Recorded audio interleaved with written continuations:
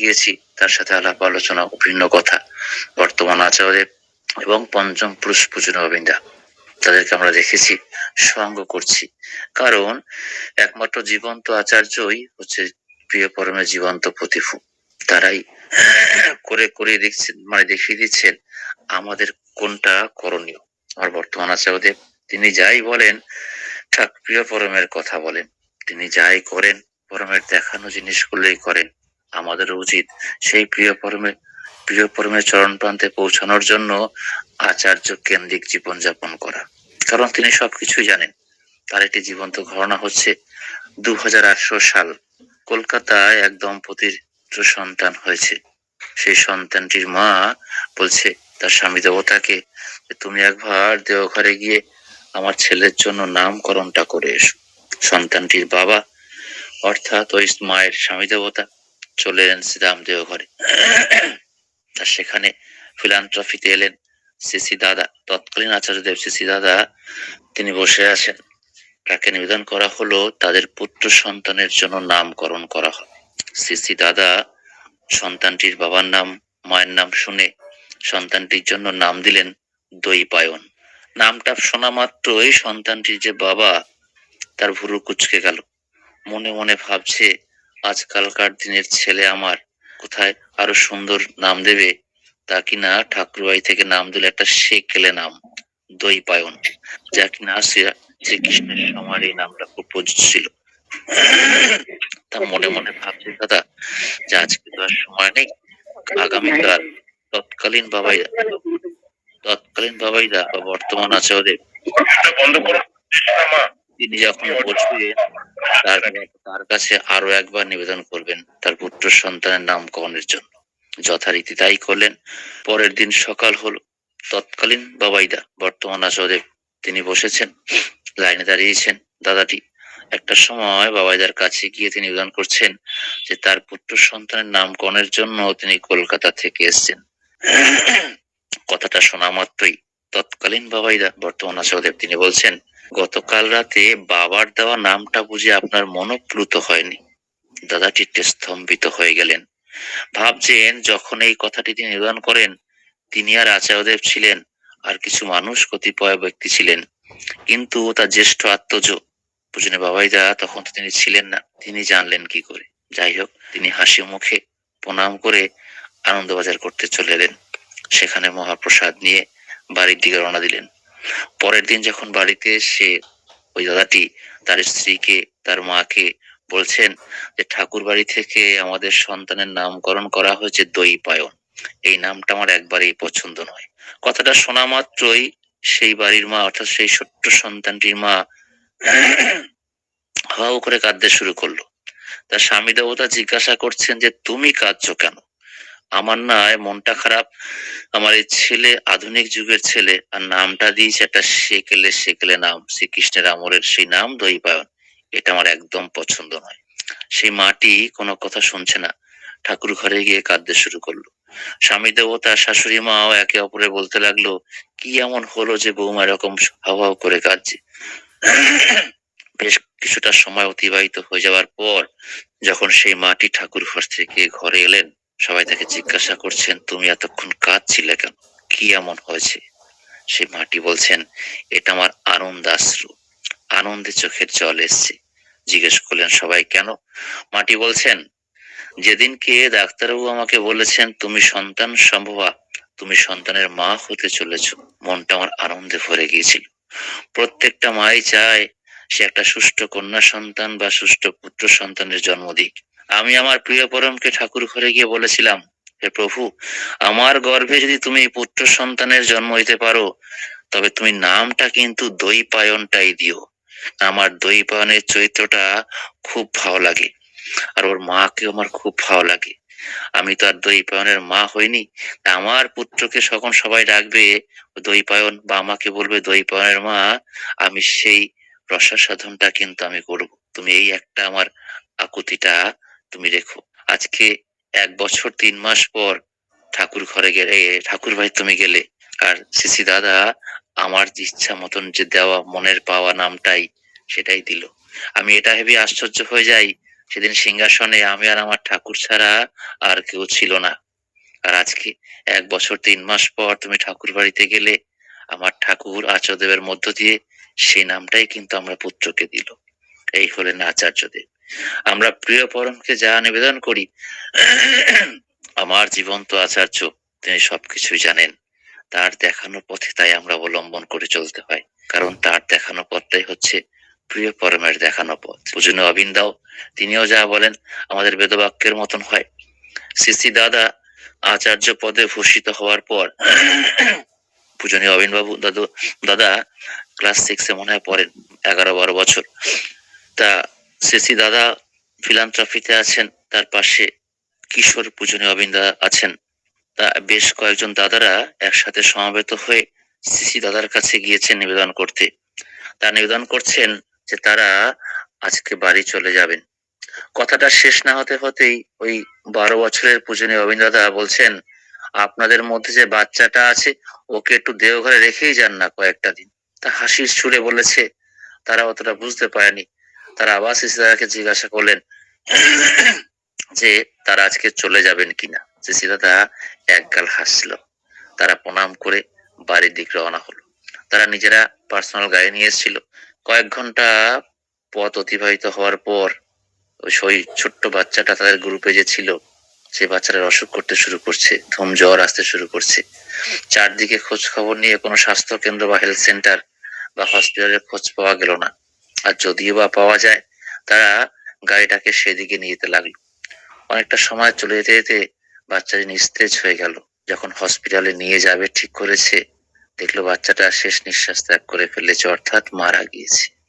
সেই মৃত বাচ্চাটিকে নিয়ে এসে তার মায়ের কাছে যখন দেওয়া হয়েছে, মা তো আকুল স্বরে কাঁদছে আর দোষারোপ করছে, আমার সন্তানটিকে আমি ভালোভাবে দিয়েছিলাম, আমাকে মৃত সন্তান কেন এরকম দেওয়া হলো।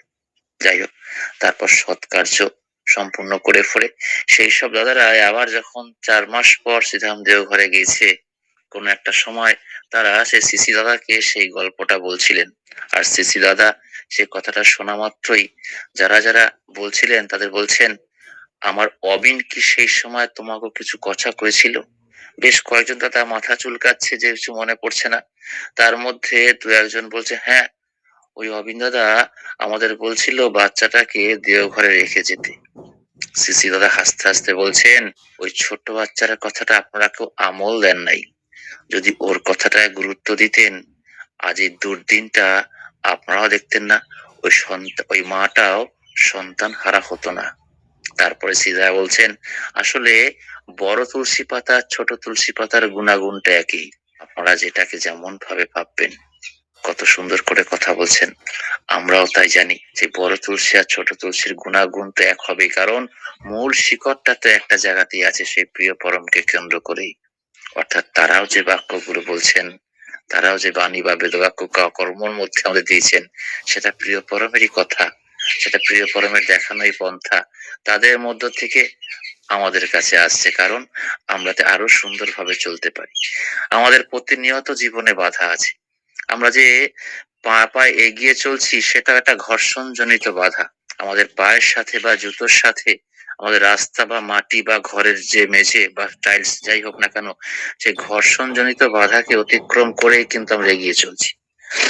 2024 সাল নভেম্বর মাস, কলকাতার ওই রামপুরহাট, যেখানে আমাদের তারামার মন্দির আছে, তা সেখান থেকে একটি কলেজে পড়া মেয়ে আচার্যদেবের কাছে গিয়েছেন। তার দীর্ঘদিনের ইচ্ছা আচার্যদেবের কাছে সরাসরি গিয়ে কথা বলবেন। যারা সিকিউরিটি আছে তারা আটকে দিচ্ছেন। আচার্যদেব তাকে অনুমতি দিলেন ভেতরে আসবার জন্য। সেই কলেজ পড়ুয়া মেয়েটি আচার্যদেবের কাছে গিয়ে হাউ হাউ করে কাঁদতে কাঁদতে বলছেন, দাদা, আমার জীবনের সব সময় আমার বাধার সম্মুখীন হই। আমার কাজে কর্মে চাকরি জীবনে, আমার কলেজ স্কুল কলেজের প্রতিটা পরীক্ষায় আমি একদম দোরগোড়া থেকে পেছনে ফিরে আসি। এই হাঁটতে হাঁটতে আমার জীবনটা একটা অবসাদগ্রস্ত হয়ে গেছে। এই বাধাহীন জীবনটা হবে কি করে? এজন্য আমি আপনার কাছে ছুটে এসেছি দিগ্ভ্রান্ত হয়ে। আচার্য হাসতে হাসতে বলছেন, তোর জীবনটা তোর বাধা কেন রে? আমি তো সারাক্ষণ বাধার মধ্যে আছি, এখন তোর সঙ্গে কথা বলছি, সেটাও একটা বাধা। মেয়েটি হাসতে শুরু করলেন। আচার্য বলছেন, শোন রে মা, তোকে তোর মা যখন জন্ম দিয়েছিল, সেদিন তোর মা উচ্চস্বরে কান্না করেছিল। কত ঝড় ঝঞ্ঝা পার করে, কত বাধা অতিক্রম করে তোকে জন্ম দিয়েছে, পৃথিবীর আলো দেখিয়েছে। তাহলে তোর জন্মটাই তো বাধার লগ্নে। আমরা প্রত্যেকটা মানুষ সারা পৃথিবীর বাধাতেই জন্মগ্রহণ করেছি। এই যে তুই স্কুলে পড়েছিস, কত বাধা, বাড়ির গুতনি, মাস্টারের কেলানি, এই সব খেয়ে ঝড় ঝঞ্ঝার মধ্যে তুই পাশ করেছিস, সেটাও কিন্তু একটা বাধা। তুই কলেজে পড়তে পড়তে তোর মাথায় এসছে তুই দাসিধাম দেওঘরে আসবি, তারপর তুই সময় ম্যানেজ করেছিস, মা বাবাকে বুঝিয়েছিস, আসেই তো না, কাজকর্ম টিউশনকে তুই বাদ রেখে তুই দেওঘরে এসেছিস, এত কিছু অতিক্রম করে তুই এলি, সেটাও কিন্তু একটা বাধা। তুই কালকে রাত্রে আমার কাছে এসেছিস, সামনের লোকগুলো তোকে বাধা দিয়েছে আমার কাছে আসতে, তুই সেখানেও বাধা পেলি। এই মাত্র তুই ঢুকতে যাবি, ওই সামনের দাদারা তোকে বাধা দিল, তুই সেখানেও বাধা পেলি, কিন্তু তুই আমার কাছে এলি, কারণ তোর উদ্দেশ্যটা কিন্তু বাড়ি থেকেই ছিল, তুই আমার কাছে যেন তেন প্রকারে এসে দেখা তুই করবিই করবি। তাহলে বুঝতে পারলি, উদ্দেশ্য থেকে কিন্তু লক্ষ্যভ্রষ্ট হতে নেই, বাধা প্রতিনিয়ত কিন্তু আসে। তুই যে আমার কাছে টপকে এলি, ওইখানটাও কিন্তু পাটাকে টপকে তোকে আসতে হলো, অর্থাৎ বাধাটাকে অতিক্রম করে আসতে হলো, কিন্তু তোর লক্ষ্যটা কিন্তু ঠিক ছিল, আমার কাছে আসবেই। তাই পরম পিতাকে কেন্দ্র করে লক্ষ্যটা ঠিক রাখতে হবে। হয়তো বাধা 50টা আসলেও তাকে লক্ষ্য করে চললে 50টা বাধা 5টা বাধায় চলে আসবে, অতিক্রম তোমাকে করতেই হবে। আর তার দেখানো পথেই অতিক্রম করার টুকটা জানতে হবে। আর তা যদি না তুমি জানতে পারো, অন্যান্য সবার মতন তুমিও পিছিয়ে পড়বে। কত সুন্দর কথা। আসলে প্রিয় পরম শ্রী বর্দা, শ্রী দাদা, বর্তমান আচার্যদেব, পূজনীয় নবীন দাদা, তারা যেগুলোই বলেন বা তাদের যে লীলা যাই হোক না কেন, আমাদের বাঁচাবার জন্য বলেন। তারা সেগুলোই উদাহরণস্বরূপ দেখিয়ে দেন, বা বাস্তব জীবনে কর্মায়িত বা পরিলক্ষিত আমরা করতে পারি, যে আমাদের জীবনটাকে কি করে ঠাকুরময় করে আরো সুন্দর হয়ে আমরা উঠতে পারবো। তারা কিন্তু সেই তুকগুলোই দেন। তাই আমাদেরও উচিত তাদেরকে সঙ্গ করা, তাদের দেখানো পথে আমাদের এগিয়ে যাওয়া, তাহলে কিনা আমাদের জীবন সার্থক। ওই দীক্ষা নেওয়ার সময় আমাদের ঋত্বিক দেবতা আমাদের উচ্চারণ করে দিয়েছিল সবাইকে, যে যে বলো, আজ থেকে প্রিয় পরমকে প্রতিষ্ঠা করাই আমার জীবনের প্রধান যজ্ঞ হোক। আমরা উচ্চারণ করেছিলাম, আমিও করেছিলাম, সবাই করেছিল। তখন বুঝতে পারিনি যে প্রতিষ্ঠা করা মানে কি। ওই ঠাকুরের একটা ফটো ফ্রেম ধরে ঘরে নিয়ে এলাম, বা একটা মাটির মূর্তি, পাথরের মূর্তি করে রাখলাম, তা তো নয়। পরবর্তী পর্যায়ে জানতে পারলাম এই প্রতিষ্ঠা হচ্ছে নিজের মধ্যে প্রিয় পরমকে আমি কতটা জাগ্রত করে তুলতে পারবো, তার চলন, তার বলন, তার খাদ্যাভ্যাস এবং তার যে আচার ব্যবহার গুলো আছে, আমরা সেগুলো যদি আমার মধ্যে রপ্ত করতে পারি, আমি মনে করব যে আমার মধ্যে প্রিয় পরমকে প্রতিষ্ঠা করার চেষ্টা করতে পারছি।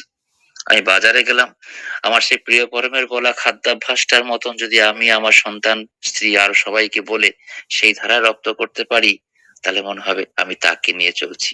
আমি পথে ঘাটে চলছি, এই অন্যান্য মানুষদেরও সেই প্রিয় পরমের বলা মতন তাদের সঙ্গে সখ্যতা, ভদ্রতা এবং আমোদ প্রমোদের সময়তেও সেই প্রিয় পরমের গুণগান গাওয়া, তাহলেও কিন্তু সেই প্রিয় পরমকে প্রতিষ্ঠা করা হয়।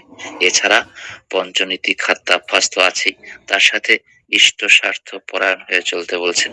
তাই তোমার প্রিয় পরম বলছেন, ইষ্ট পদে টান না হলে জপ করিস বাকি, জনম ভর করলেও জপ, লাভ হবে ফাঁকি। তাই শুধু পঞ্চনীতিই নয়, তার সাথে ইষ্ট স্বার্থ প্রতিষ্ঠা করার কথা বলছেন। আর ইষ্ট স্বার্থ প্রতিষ্ঠার মধ্য থেকেই আমার মঙ্গল সহিত আছে, কারণ আমরা সত্যানুসরণে পড়ি, অপরের মঙ্গল কামনায় নিজ মঙ্গলের প্রসূতি। আমরা সৎসঙ্গে যাই, আমাদের মঙ্গল কামনা কিন্তু করি না, আমরা সেই পরিবার তথা পারিপার্শ্বিক তথা বিশ্ব কল্যাণের জন্য আমরা কিন্তু প্রার্থনা করি। এও কিন্তু ঠাকুর ধরে শেখা, এও কিন্তু ঠাকুরের চরণ প্রান্তে এসে আমাদের কিন্তু শেখা। তাহলে এমন একজন আমরা গুরুকে পেয়েছি, আমার সকাল থেকে রাত পর্যন্ত এবং সারা জীবন পর্যন্ত তিনি সব দিয়ে গেছেন, আমার তাকে ভালোবাসাটা আগে দরকার। শ্রী বর্দা পুরী মন্দিরে বসে আছেন, সেখানে অনেক ঋত্বিক দেবতারাও এসছেন, আরো বেশ মানুষজন এসছেন। তার শ্রী বর্দা সবার উদ্দেশ্যে জিজ্ঞাসা করছেন, আপনাদের ক্ষমা করবেন, আপনাদের কাজগুলো কেমন চলছে? বেশ কিছু ঋত্বিক বলে দিল, আমার মন্দিরের কাজটা খুব ভালো হচ্ছে দাদা, আলোক আলোকময় করা হচ্ছে, রাস্তাঘাট সুন্দর করা হচ্ছে, প্লাস্টার ধসে পড়েছে, করা হচ্ছে, গম্বুজ করা হচ্ছে। সিসি বর্দা চুপ হয়ে আছেন। আর অন্যকে জিজ্ঞাসা করছেন, তারাও বলছে কালেকশন করা হচ্ছে, ঝাড়বাতি লাগানো হচ্ছে, পাঁচিল তৈরি করা হচ্ছে, গেট করা হচ্ছে। সিসি বর্দা খুশি হলেন না।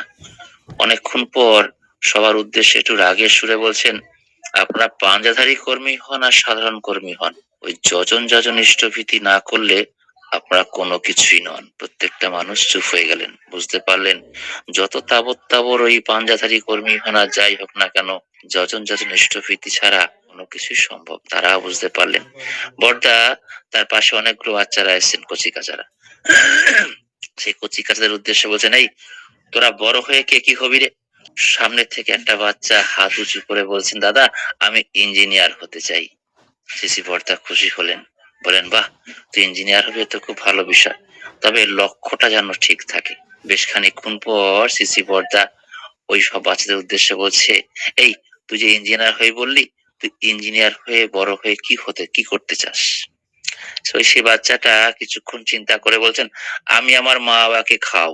কথাটা শোনা মাত্রই আশেপাশে যে গার্জিয়ানরা আছে, দাদারা মায়েরা আছে, সন্তানটির পিঠে গায়ে হাত বোলাতে লাগলো। ভাবছেন কত সুন্দর কথা। আজকালকার দিন তো ছেলেমেয়েরা বড় হয়ে পড়াশোনা করে বিয়ে থা করে মানে মা বাবাকে দেখতেই পারে না। তাদের ঠিকানা ভবিষ্যতে হয় কেয়ার অফ ফুটপাথ অথবা কেয়ার অফ বৃদ্ধাশ্রম।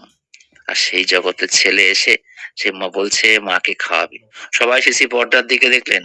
সিসি বর্দা নিচের দিকে মুখ করে তাকিয়ে আছেন। অভিভাবকরা বলা বলি করতে লাগলেন, সিসি বর্দার এই বাচ্চাটার উত্তরটা মনে হয় মনোপ্লুত হয়নি, মনে ধরেনি, তাই তিনি চুপ হয়ে আছেন। কথাটা সিসি বর্দার কানে গেল। সিসি বর্দা শোনা মাত্রই সবাইকে উদ্দেশ্য করে বলছেন, ওরে জিগান্ত, এতদিন তাহলে ওর মা বাবারে খাওয়াইতোটা কে? সবাই চুপ করে শুনছেন, ভাবছেন সত্যিই তো, তাহলে এতদিন বাচ্চাটার মা বাবাকে কে খাওয়াতো?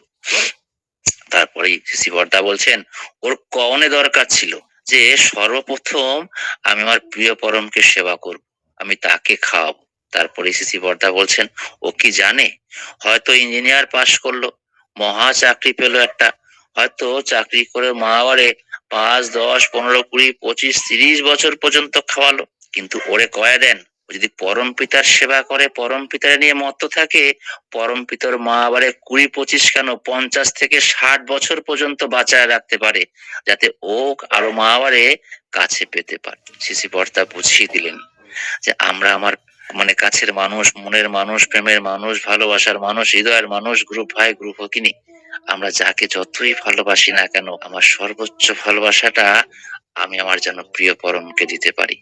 কারণ তাকে সর্বোচ্চ ভালোবাসাটা দিলেই আমার মা বাবা ভাই বোন আত্মীয় স্বজন সে ভালোবাসার টুকটাক কিন্তু আমরা পাবো। তাতে আমরা প্রতিনিয়তই দেখতে পাই। আমরা যখন যজনের কথা বলি, অনেক মানুষ বা যজনের কথা বলি, অনেক মানুষ আগেই বলে ফেলে আমার মা বাবা ভগবান। তাদেরকে একটু ঘুরিয়ে যখন আমরা বলি যে তুমি সকালবেলা উঠে মা বাবার চিন্তা না করে যখন তুমি চা জল খেয়ে নিচ্ছ, তখন একবারও চিন্তা করো তোমার মা বাবা খেলো কিনা। তখন তারা সম্বিত খুঁজে পায়। কারণ আমরাও সেবা করতে শিখেছি, প্রিয় পরমের দরবারে এসে শিখেছি ওই গড় হয়ে প্রণাম করে সেবা করতে। আমরা অতি প্রত্যুষে নাম ধ্যান করার পর ইষ্টভীতি পরিপালন করে আমার যারা গুরুজন আছেন তাদের আশীর্বাদ গ্রহণ করে আমার দিনটা কিন্তু গুজরান করতে আমরা শিখেছি। আমরা দুহাত জোর করে করজোরে গুড মর্নিং গুড নাইটের সাথেও তার আগেও অহংটাকে ত্যাগ করে আমরা জয় গুরু বলতে শিখেছি, যে আমার গুরুর জয় হোক এবং তোমার গুরুর জয় হোক। এতে আমাদের অহংটা কিন্তু ত্যাগ হয়ে যায়। আর আধুনিক সুসজ্জিত সমাজে দেখা যায় স্মার্টফোনটাকে হাতে রাখে আর প্রণামটা করতে খুব কষ্ট। আমরা যারা একটু মাঝ বয়সে আছি তবু আমাদের কলেজ ইউনিভার্সিটিতে আমরা কপাল থেকে বুক পর্যন্ত মাথায় আনতাম, সেটা চৈত্র মাসের ডিসকাউন্টের মতন কপাল থেকে থুতনিতে এলো। আর এখনকার দিনে ইয়ং ছেলে মেয়ে দেখা যায় মোবাইলটাকে হাতে রেখে নমস্কারটা থুতনির নিচ থেকে গলা পর্যন্ত, মানে 1 করের মধ্যেও না, অর্থাৎ প্রণাম করতে খুব কষ্ট। আর আমরা সৎসঙ্গীরা সে যুগে দাঁড়িয়ে যেখানেই দেখা হোক, যতই আধুনিক সুসজ্জিতায় আমরা থাকি না কেন, দুহাত জোর করে বা বাইক চালালেও 1 হাত দিয়ে বুকের কাছে নিয়ে আত্ম অহংটাকে ত্যাগ করে আমার জয় গুরু কিন্তু আমরা দেই, আমার গুরুর জয় হোক। এই গুরুর জয় দিতেই দেই, তার প্রতি একটা অকাট্য টান, অকাট্য প্রেম, অকাট্য ভালোবাসা আসে। আর আস্তে আস্তেই তার প্রতি নির্ভরতা তার প্রতি বিশ্বাস আসে। একটা গান আছে না, এ কি আনন্দ পরমানন্দ, পুরুষোত্তম মন মিলায় অভিনব। সেই গানটার তুমি নির্ভয় হব নির্ভয় হেব, নির্ভর করো নির্ভয় হেব, অর্থাৎ নির্ভর করলে নির্ভয় থাকা যায়। তাহলে বিশ্বাসটা তখনই আসে নির্ভরতা করতে করতে। শ্রী শ্রী ঠাকুরের আলোচনা প্রসঙ্গের দ্বিতীয় খণ্ডে প্রিয় পরম বলছেন তার কাছে এক জনৈক দাদা এসেছেন। সে জিজ্ঞাসা করছেন, ঠাকুর ওই বিশ্বাস কথাটা কি একটু ছোট করে বলা যায় না? আমার দয়াল ঠাকুর হাসতে হাসতে বলছেন, ওই নির্ভরতা। তিনি আশ্চর্য হয়ে বলছেন, ঠাকুর এতটা ছোট হবে ভাবতে পারি নাই। ঠাকুর বলছেন, মনি ওই তুমি তোমার মা বাবারে যেমন বিশ্বাস করতে নির্ভর করতে পারো, ওই নির্ভর করতে করতে এখন বিশ্বাস করতে পারছো, ওই পরম পিতার প্রতিও নির্ভর করতে শেখো। ওই নির্ভর করতে করতে বিশ্বাসটা আপনা আপনি তোমার গজায় উঠবে। তাহলে আমাদেরও নির্ভর করতে হবে তিনি আছেন। তাহলে নির্ভরটা হবো কি করে? আমি ভাবছি আমার ঠাকুর তো আছেন, ঠিক আছে বাবা, আমি রাস্তার মাঝখান থেকে চলি, গাড়ি আমার চাপা দেবো না, তা তো বাবা হবে না। ওই লেখা আছে, ওই কি বলে যে তুমি সরল হও কিন্তু বেকুব হয়েও না, ভুলেও যায় অনেক সময়। তাহলে আমার ঠাকুরের একটা কথা মানবো, বাকিটাও তো আমাকে জানতে হবে। তার নির্ভরটা আমি তখনই করতে পারবো আমার ভালোবাসা দিয়ে এবং তার কর্মের মধ্যে যুক্ত হওয়া নিয়ে। আমরা সবাই আমাদের সংসারের সঙ্গে যুক্ত, আমার পরিবারের সঙ্গে, প্রত্যেকে নিজের নিজের পরিবারের সঙ্গে যুক্ত আমরা, কিন্তু সেই পরিবারটাকে ভালোবাসি এ কারণেই সেই পরিবারের কিছু না কিছু কাজ আমাদের করতেই হচ্ছে। সংসারের কাজ হোক, ঘরের কাজ হোক, বাইরের কাজ হোক, আর কাজটা করতে করতেই, অর্থাৎ আমার ঘরের বা আমার কর্মের মধ্যে, আমার সাংসারিক কর্মের মধ্যে আমাকে যুক্ত থাকতে হচ্ছে। আর যুক্ত থাকতে থাকতেই আমি আমার সংসারটা যেমনই হোক না কেন তাকে আমি ভালোবেসেছি, এবং সেই নিয়মটাই কিন্তু আমি মেনে চলছি। নিয়মটা আমার নয়, আমার বাবার নিয়ম। বাবা মেনেছে তার দাদুকে, তার ঠাকুরদা দেখেছে তার বাবাকে। তাহলে আমি আমার জীবন সংগ্রামে বা জীবনের যে জীবনীয় চলার যে নিয়ম, তার জন্য প্রিয় পরমকে ধরেছি। তাহলে তার যে নিয়মগুলো আছে আমরা সেগুলোই পরিপালন করব, আর তার কর্মের মধ্যে যুক্ত হব। কারণ কাজের মধ্যে থাকলেই, কর্মের মধ্যে থাকলেই আমি সেই প্রিয়র প্রতি আরো সুকেন্দ্রিক হতে পারবো। আর তখনই মনে হবে তার হাসি আমার হাসি, তার কান্না আমার কান্না, তার সুখ আমার সুখ। তখনই একটা টান চলে আসবে, একটা অকাট্য টান, অকাট্য প্রেম আসবে। আর তখনই আমরা এই সুকেন্দ্রিক চলনে আমরা চলতে, আমাদের হাজার বাধা বিপত্তি আসবে, আমরা কিন্তু ওই প্রিয় পরমের কেন্দ্র থেকে যেহেতু সুকেন্দ্রিক হয়ে আছি, আমরা অন্যদিকে ছিটকে যেতে পারবো না। কারণ প্রতিনিয়তই আমাদের বাধা আসছে, অতিক্রম করছি, বাধার সম্মুখীন হতে হচ্ছে। সুখ যেমন আছে, দুঃখ আমাদের প্রত্যেকের জীবনে আছে, কিন্তু প্রিয় পরম বলছেন তুমি রসে বসে থাকো, আনন্দে থাকো। আনন্দময় মুহূর্ত গুলো আমাদের মাথায় যে হরমোন সিক্রিয়েশন হয়, 47টা ঘর আছে, সেখানে সঠিকভাবে পজিটিভনেসে নিয়ে চলে আসে। আমি যদি ভাবি কাল সকালটা আমি এটা করব না, আমার মাথার মধ্যে ব্রেনে যে হাইড ব্রেন আছে, সেখানটা আমাকে নেগেটিভ গুলো আমাকে শেখাবে যে আমি এটা করতে পারবো না। তাহলে আমি করতে পারবো, ওই পারবোটা বললে, ইচ্ছা প্রকাশটা করলে এবং আমার আভ্যন্তরীণ শক্তিটাকে যদি জাগিয়ে তুলতে পারি, আমিও সেই দেখায় চলতে পারবো। কারণ তাবর তাবর মানুষরা 138টা বছর ধরে একই ভাবধারায় ভাবিত হয়ে গিয়ে চলছেন, তারাও প্রতিষ্ঠিত। আমিও তো এর মধ্যে থেকে বা কোনো বাইরে নয়। তাহলে আমাকেও ভালো হতে গেলে বা তাদের মতন হতে গেলে সেই দেখানো তো যজন যাজন ইষ্টভীতি সস্তনে সদাচার, তার সাথে খাদ্যাভ্যাস, অনুশাসনবাদ, পোশাক আশাক ব্যবহার আমরা সেইভাবেই করব। প্রিয় পরমের গুণগান গাই যে আমি ঠাকুর ধরে ভালো আছি, তুমিও ভালো থাকো।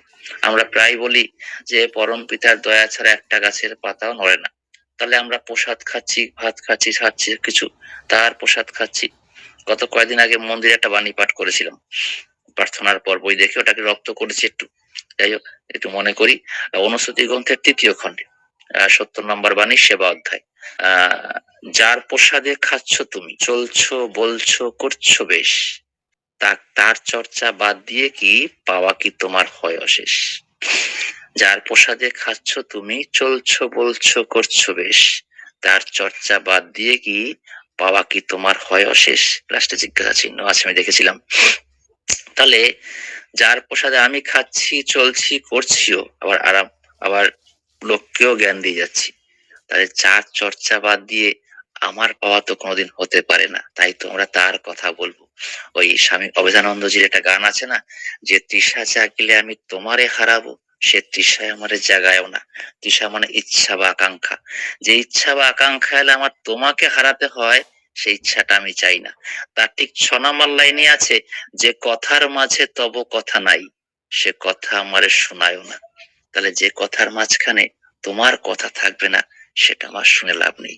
তাহলে আমরা চায়ের দোকানে আড্ডা মারবো, সংসার আড্ডা মারবো, বাজারে যাব, ঘরে থাকবো, ঝগড়া করব, তার মধ্যে প্রিয় পরমকে নিয়ে আমরা থাকবো, তার কথা বলবো। কেন? আমরা হয়তো হাটে বাজারে চায়ের দোকানে আড্ডা মারছি, আমার বন্ধুদের মধ্যেই হয়। একসঙ্গে কথা বলতে বলতে হঠাৎ করে একজন বললো, আরে তুই এটা করছিস কেন? বুঝুন নবীন দা এইভাবে করতে বলেছে, জানিস না আমরা একসঙ্গে দেবঘরে গেলাম। ওই একটা কথা, এতক্ষণ যে রাজনৈতিক আলোচনা হচ্ছে হচ্ছে সব কথা ভেঙে গেল। ওই খানিকক্ষণ ওই নিয়েই কথা চলতে এলো। তাহলে আমরাও সেটাই করবো। আমার ঘরের বাড়ির মধ্যে আমরা সবকিছু করবো, আনন্দ করবো, সবকিছুই ফুর্তি করব, কিন্তু প্রিয় পরমের কথা বলে বলে প্রতিটা মুহূর্তে তাকে নিয়ে চলা, তার সেবার কথা। আর সেবার কথা বললেই আমাদের সেই সেবায়িত হওয়ার, সেই প্রিয় পরমকে নিয়ে চলে আসা হয়। কারণ প্রিয় পরম সারাটা জীবন সেবা করতে বলেছেন। আর সেবার মধ্য থেকে নিজেকে প্রতিষ্ঠা করা যায় অন্যকে মাধ্যমে। আর কাকে প্রতিষ্ঠা করা যাবে? তুমি যার সেবার, যার ধারণায় সেবা করছো, প্রিয় পরমকে নিয়ে। তার জীবন্ত একটা উদাহরণের কথা বলে শেষ করি, সময় প্রায় আর 2 মিনিট আছে। পূজনীয় ইসে শ্রী ঠাকুরের কনিষ্ঠা মেয়ের নাম কি ভুলে গেলাম, সাধনাদি। সাধনাদি, ভুলেও যায় মাঝে মাঝে। তা পূজনীয় সাধনাথ মায়ের বিয়ে হয়েছে। পরের দিন সবাই তাকে বিদায় দিচ্ছেন, সবাই কান্নাকাটি করছেন, শ্রী ঠাকুরকে ডাকছেন। ঠাকুর সবার শেষে এলো, সাদা ঋত্বিকি চাদরটা চোখে জল মুছতে মুছতে এসে মাথার হাতটা ছুঁয়েওনি, তার উপরে হাতটা রেখে বলছেন, শোন মা, আমার ইচ্ছে তুমি তোমার প্রিয় পরমকে সঙ্গে রেখে তুমি শ্বশুর ঘরে প্রবেশ করো। সেখানকার প্রত্যেকটা মানুষ পারিপার্শ্বিকে প্রিয় পরমের ভাবধারায় ভাবিত করে চলো, এবং প্রিয় পরমের দেখানো পথে তুমি সেই সেবায় ব্রতী হয়ে প্রত্যেকটা মানুষকে তুমি সেবায় নিয়োজিত করে থাকবে। তোমার সেবার মধ্য থেকে প্রিয় পরম যেন প্রতিষ্ঠা পায় সবার মধ্যে, তোমার সেবার পরকটা যেন তোমার সেবার মধ্য থেকে সেই প্রিয় পরমকে চাক্ষুষ দেখতে পারে। এটাই একমাত্র ঐকান্তিক প্রার্থনা। তাহলে আসুন আমরা সেই সেবায় ব্রতী, প্রিয় পরমের সেবায় ব্রতী হয়ে, তাহলে সেবায় ব্রতী হতে গেলে আমার তাকে ধরে চলতে হবে, তার দেখানো পথ অনুসরণ করে। এবং প্রথমে যে বলেছিলাম জীবন্ত আচার্য, সে জীবন্ত আচার্যের সান্নিধ্যে থেকে আমরা আমার প্রিয় পরমের চরণ প্রান্তে পৌঁছে যাব। হয়তো একটা সুন্দর সমাজ তৈরি হবে, আর তখন আমরা বলতে পারবো একাদশে চলে যারা, তাদের নিয়ে সমাজ করা। এই সুন্দর সমাজে আমি আপনি সকলেই উল্লাসিত হয়ে আমার হৃদয় মন্দিরে প্রতিষ্ঠা করি। একটা সময় হয়তো আমার পরবর্তী প্রজন্ম শুনবে, সারা বিশ্বময় একই সুরে মুখরিত হয়ে উঠছে, বন্দে পুরুষোত্তমম, বন্দে পুরুষোত্তমম, বন্দে পুরুষোত্তমম।